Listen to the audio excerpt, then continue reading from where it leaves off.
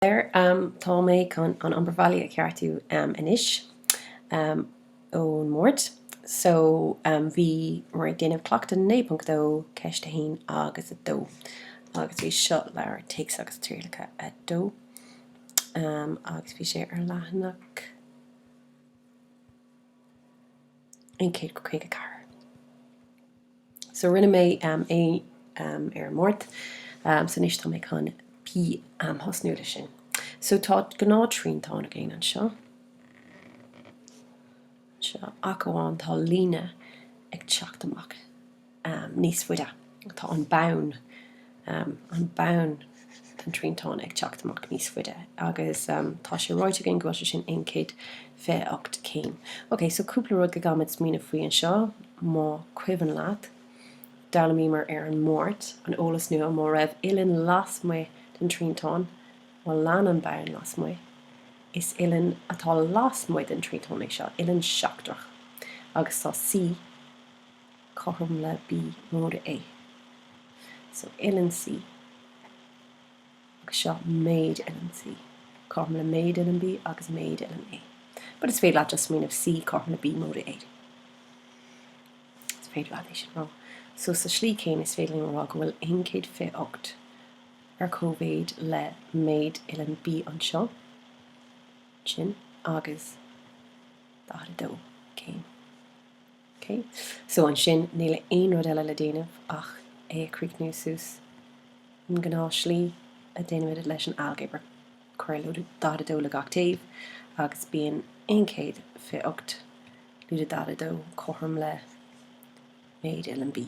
Calíonn siad sin amach natá móda dó lúda dó. So we have 8 sé céim. Is méid ilen B but chuir é sin isteach san ormhán mas maileat le 1.5. Sin é arcade can. Okay, so an céad can eile then. Okay, cuid C. So ríis tá rud céan an seo tá ilen 1.28 chom le sin ilen seo níl sé ar oscom, so tá mé just chun X a chuirteach an seo, níl sé ar oscom. So tá mé ábalta rá go bhfuil 1.28 céim an ceann seo a cóvéid le méid ilen X móda seachtrach hain. Is féad leat just scríb X mas málaach. Is rud má é an termiad seo úsáid cumá. Ok, a ríis mar gná tá mé géirig X a bheith agin, so níl me géirig móda seachtrach hain, so chuir lúda seachtrach hain gach taobh chun fáil réig leis agus fáin tú go bhfuil 1.28 céim lúda seachtrach hain céim chum le méid ilen X mar calíonn siad amach. 1.28 lúda seachtrach, bheith sin seachtrach, but lúda seachtrach hain sin 69 céim. So sin é ar freigra le haig X. Now, ní hé sin an ceist. Is é an ceist a bhí ná cad é C. Le feic an seo is más féidir leat a aithint go bhfuil C móda X ag déanamh sús lína díreach. So smuoinnig bhí an seo déanaan leat orú ilen díreach. So sorry, déanaan leat orú ilen díreach. So an seo tá lína díreach agat, tá ilen díreach agat an seo agus sin 1.8 céim. So is féidirling ará go raibh 1.8 céim an seo le C móda X. So tá mud ábalta scríomh tá C móda X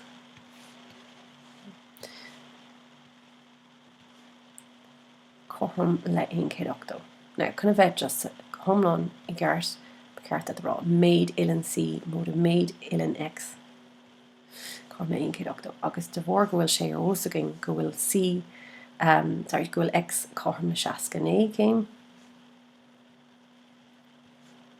Is féidirling ará go bhfuil tóg 69 ó gach taobh agus mín tú rá go bhfuil C chum le 1 is a 1 céim. Okay, 1.8 lúda 69 is 1 is a 1.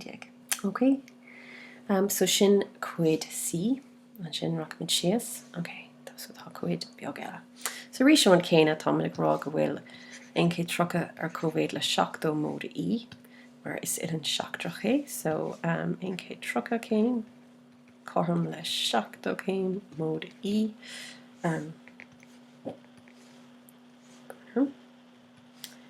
came. So tóg seachta ó gach taobh agus an sin bhíonn tú fágla le seasca tá í ar cóvéid le méad an í ar cóvéid le seasca so sin an céadrod an sin dí is féidir le eáil an seo cumá go bhfuil dí agus trocha ag déanamh sús ilan díreach so do bhór é sin tá ein céad trocha móda dí carna ein céad octó agus rís just chun an nodrocht a bheith ceartagin méid ilan dí so an sin tóg ein céad trocha ó gach taobh agus féidir le eáil an seo tá dí carm le ein céad octó tóg an ein céad trocha agus tá tú fáca le dí carm le chuige so déan check chuige agus seasca sin ein céad sa dé agus seachta sin ein céad octó so déine sé sin cíal. Céad cud rud eile. Ok, so níis tá cúpla croid tachtasteach agus camat smíad bhríis ar ruirí a dála mí mar deapan sicata. An X, an Z, F agus C is crohanna anna táchtach iad go léir. An X, inúair bhfuil an X agat tána ilanacha ó córacha ar cóvéid. Inúair bhfuil Z agat agus an bun agus an bór cóthór an sin tána ilanacha sin ar cóvéid alternach. Rud céine an seo mátá an bun agus an bór cóthór tána ilanacha istigh an seo ar cóvéid agus éonúair bhfuil C agat cosúla seo agus an bun agus an bór ar cóthór an sin simíon ilann seo sús chuig ein céad octó. So smuoine bhí mé ar sin. An seo tá an X againn an seo. So is féidir rá díreach ar an spotta go bhfuil F carma dáda 3. So rís méid an ilan F carma dáda 3. So is féidir le sin scríb an sin. Tá tríntón againn an sin then. Déanta sús le F, which is dáda 3.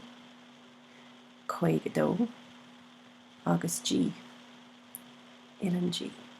Agus is cin simíon an 3 ilan na tríntón carma ein céad octó céim.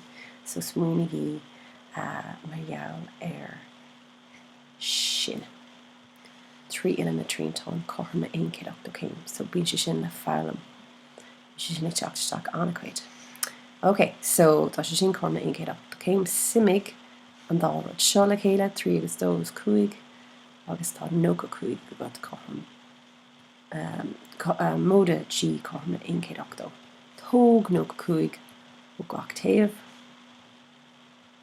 agus tá tú fága le G carma ein céad octó luda nócha 5 which is octó 5. Agus rís ilan G seo méid an ilan G. Ok, so ilan G carma octó 5 an is spéidir gur féidir le eáil an céad céim eile. G agus H le chéile déanann siad ein céad octó. So G, which is octó 5, móda H sé carma ein céad octó. A rís cén fá? Well, mar is ilan díreach é. Ilan díreach agus tá ein céad octó in ilan díreach. So sin tóg octó 5 céim ó gach taobh agus tá H carm le nócha 5. So nócha 5 céim. G carm octó 5, H carm le nócha 5 agus F mar dóir carm dáda 3. Sin an modernach. Okay. Susan Shaw Bader. Okay, so dear current spot is féidir rá go bhfuil cross an seo, go bhfuil X an seo. So tá ilanacha sin ó córac, so tá I, méad an ilan I, carma trocha seacht. Tá J agus trocha seacht a déanamh an díreach, so tá J móda trocha seacht carma ein céad octó, so that's méid ilan J. Tóg an trocha seacht ó gach taobh agus tá tú fága le J carma ein céad octó luda trocha seacht which is ein céad dáda 3.